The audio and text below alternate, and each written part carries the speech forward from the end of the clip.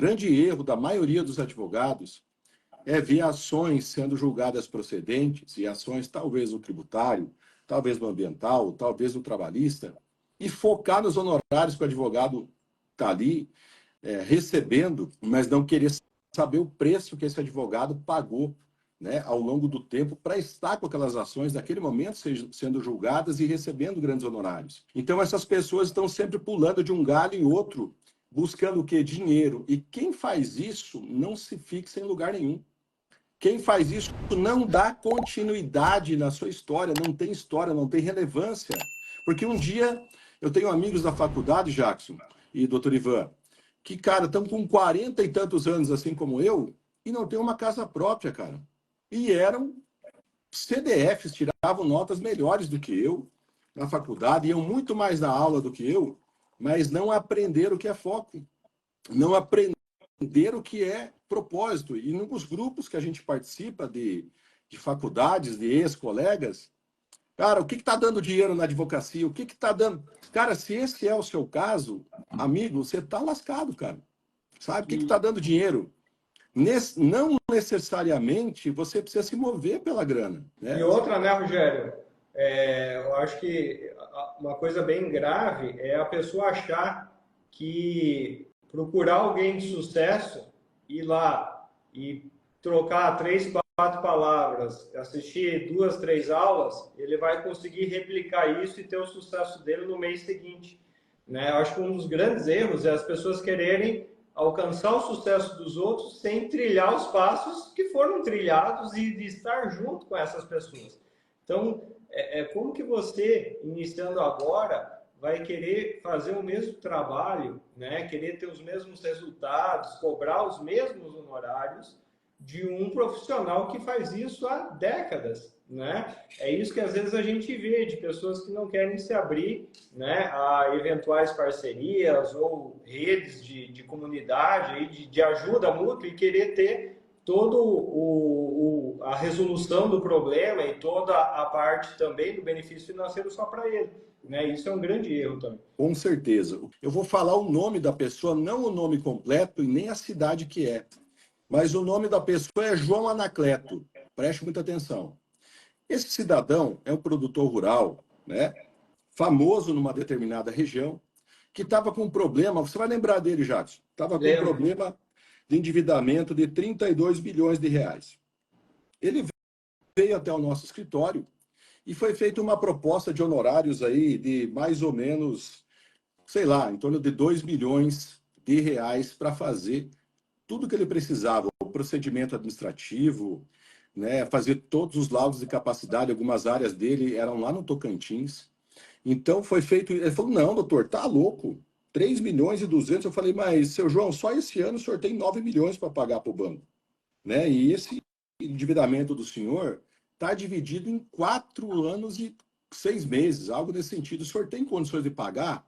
Não, mas o senhor sabe que a terra do senhor são 2 matrículas que já foram renegociadas, o senhor já assinou a renegociação para o Banco do Brasil e o problema é a alienação fiduciária? Não, está tudo certo. Eu tenho um advogado lá na minha cidade que me pediu 1% disso, né? E ele é bem conhecido, um advogado do sindicato, vai dar tudo certo. E eu falei, bom, beleza, está tudo certo. Tá tudo certo, ficamos quase 2 horas atendendo ele, eu e o Jackson. E ele voltou para a cidade dele. Gente, faz uns 2 anos isso. E na metade do ano passado, ele já estava na iminência de... Por que ele chegou aqui? Porque ele viu alguns posts nossos na internet. E aí o que aconteceu? Ele não pagou a parcela. Nós tínhamos um cenário muito bacana para, inclusive, extinguir aquela renegociação que ele tinha feito com o banco. E era antes dos vencimentos ainda, eu acho, se eu não me engano. Exatamente.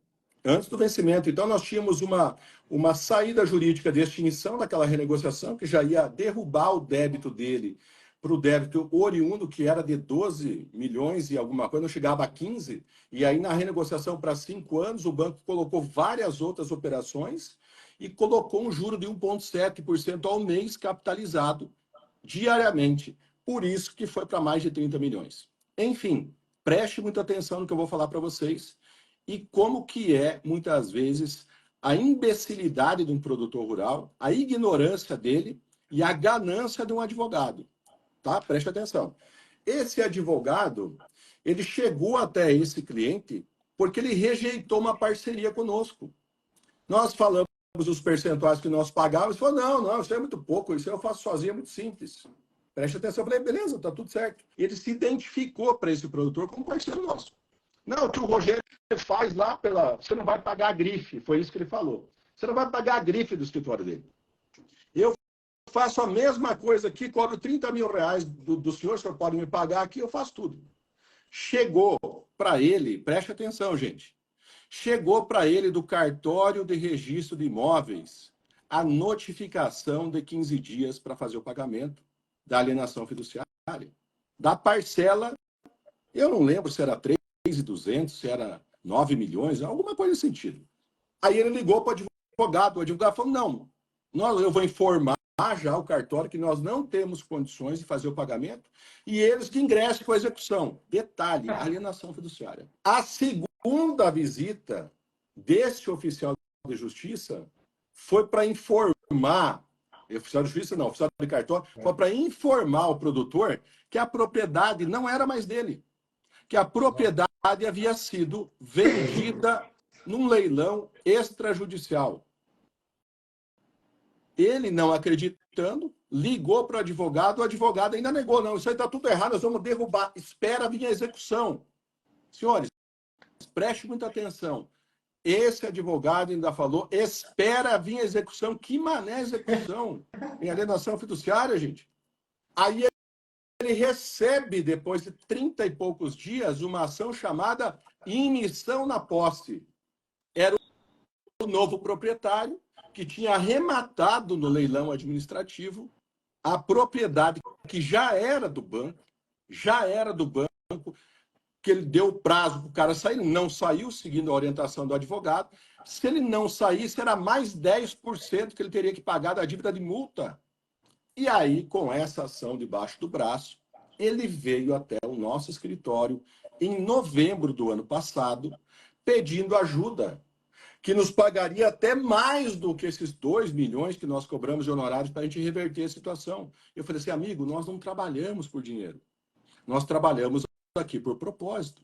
E eu poderia, se pegar essa grana tua e dizer que teria uma solução, mas o seu caso agora, para recuperar a fazenda, já era. A fazenda não é mais sua e cada dia que você ficar em cima, você vai ter um percentual de multa para pagar para o novo proprietário arbitrado pelo juiz. E cadê o seu advogado? Meu advogado sumiu da cidade. Não sei se é verdade ou não, mas ele falou que o advogado sumiu, não atendia mais as ligações dele e sumiu, simplesmente desapareceu da cidade, que não era tão grande assim. Vocês entendem, gente? O tamanho da responsabilidade que nós temos enquanto profissionais liberais para assumir determinadas situações,